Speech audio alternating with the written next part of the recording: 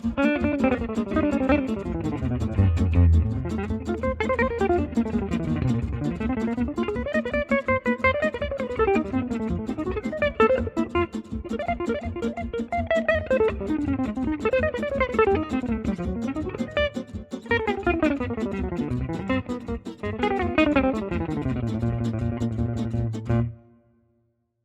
everyone, Dennis Chang here. Welcome to another video.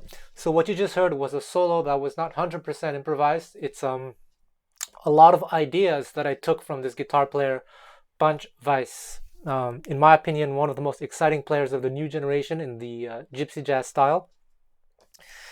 And I could have played his solo note for note, at least one chorus of it. I decided what I like to do is not never say never, but what I prefer to do is to take from artists some good ideas and make them into my own.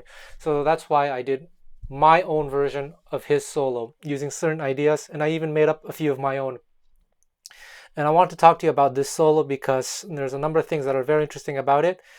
It's related to this topic of playing fast over fast tempos, being able to play and keep up with the tempo. And if you watch my video that I released some months or some weeks ago, I talk about certain strategies, how you have to plan certain things to be able to keep up with the tempo. But before that, as always, I would really appreciate if you guys could leave a comment, if you could subscribe, if you can like and all that stuff, even share on Facebook or I don't know what. All that makes a huge difference for me. The more views I get, the more YouTube algorithm will promote my channel and all that. And what that means is I make a little bit of money, and that money goes directly into making more videos and creating more content. And especially if you want to support me and Punch, you can buy his lessons, because really I think he's a special musician. He's not well known at all because he's just a low-key fun guy. And when I asked him if he wanted to do these videos, he was so excited and so honored. He probably doesn't realize how good he is. And a lot of these musicians in the east of France, they're not full-time musicians, even though they deserve to be. They have different odd jobs, and music is kind of like, I mean, yeah, they take it seriously. They do gigs here and there, but it's not like a full-time thing for them like it is for other musicians.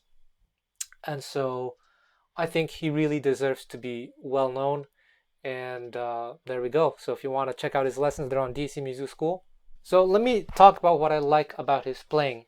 What's very interesting about this new generation of gypsy jazz guitar players from the gypsy community is that, of course, like in the past, they grow up in the community.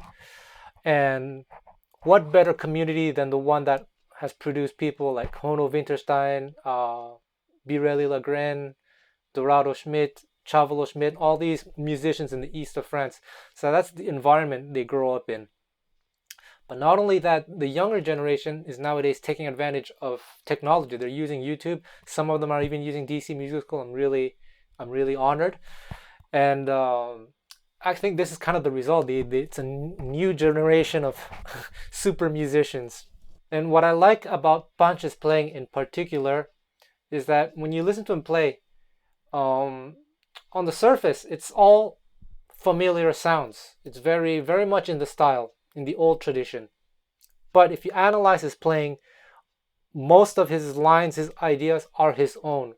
He's not playing patterns that other people use. He's doing his own take on the familiar sounds. And that's kind of what I also try to do when I learn from others these days. I take similar ideas and I somehow change a few things here and there to turn them into my own thing. And what is especially impressive about his playing is that he's worked out a lot of patterns to be able to play over super fast tempos and keep up with the tempo. Maybe you guys don't realize this, but when I record with these musicians on DC Music School, it can be very stressful for the artists. I've had really famous artists refuse to do lessons for DC Music School because they realize how stressful it actually could be. But when Punch showed up to the studio, that I don't know what morning it was, like probably a Sunday morning or something. No, it was a Friday morning or Thursday morning.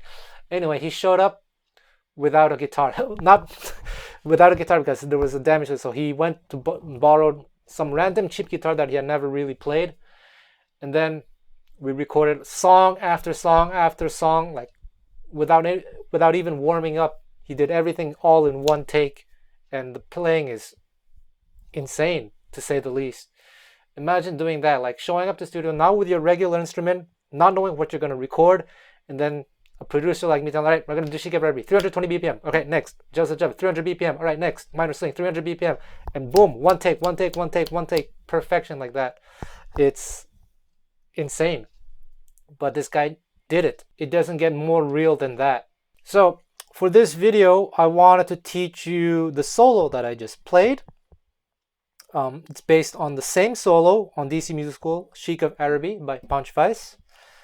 And I'll explain to you the concepts and that are being used, and why they're effective for playing over fast tempos.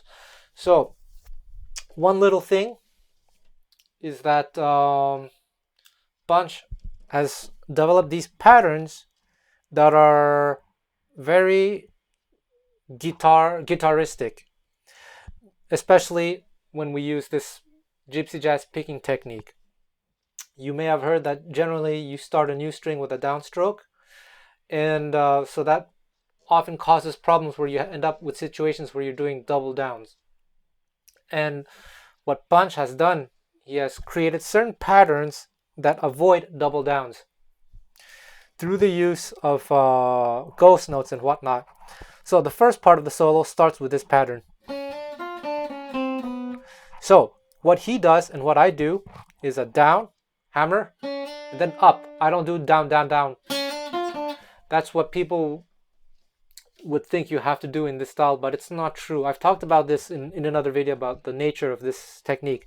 But in this case, it's an alternate picking thing. Down, hammer, up, and then here we have this 4-note per string pattern.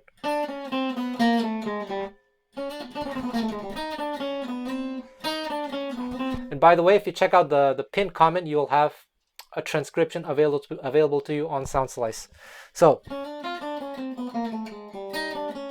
and that brings us to the F7. And it's all these 4-note per string patterns. So real slow.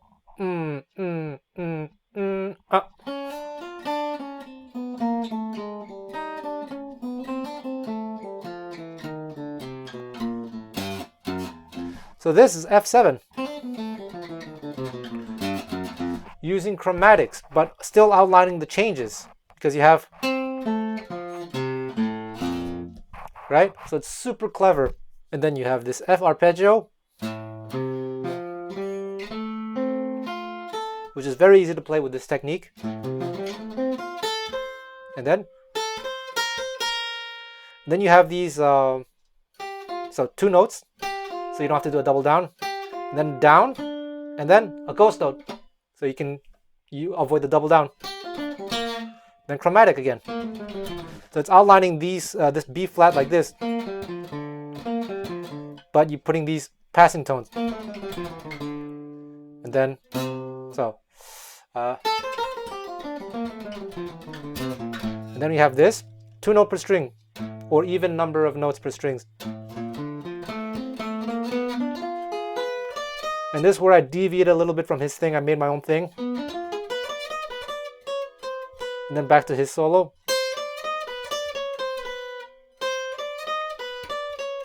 So it's all very easy on the right hand. And then ghost note. And here I changed a few things as well. One small thing.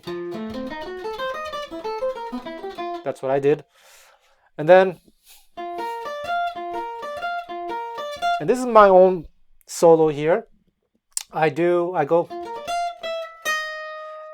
outline this F7 shape, which is actually C minor shape, but it's C minor works over F7, and I do this.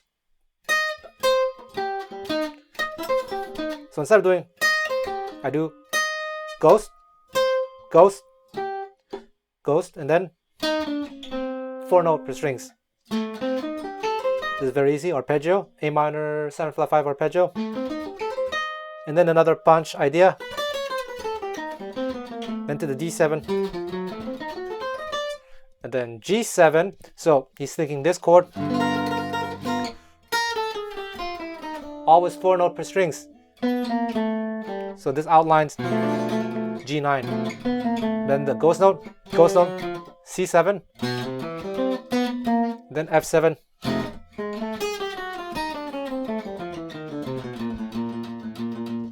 So I think it's super, super clever. And that's the entire solo. So what I'm going to do for you now, I'm going to play it slowly, and maybe you can practice along.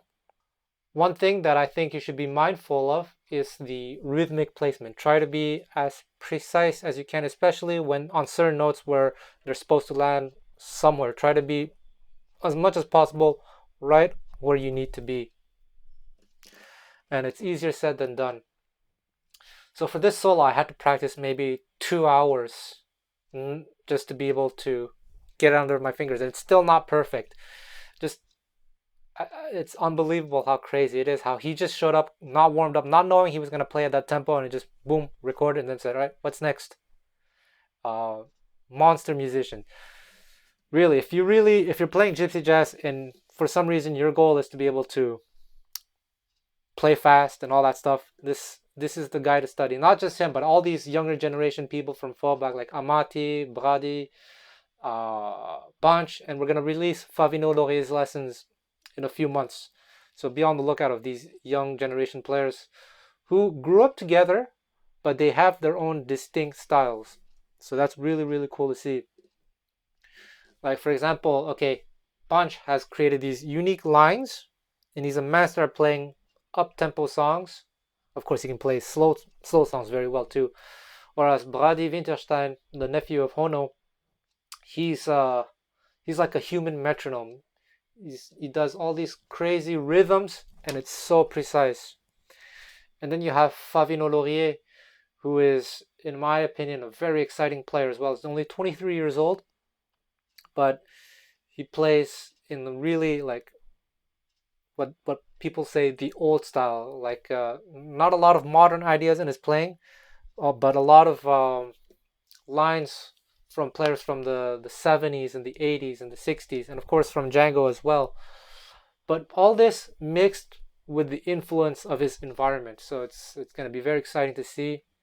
And I'm really happy to have released these lessons. So please check them out.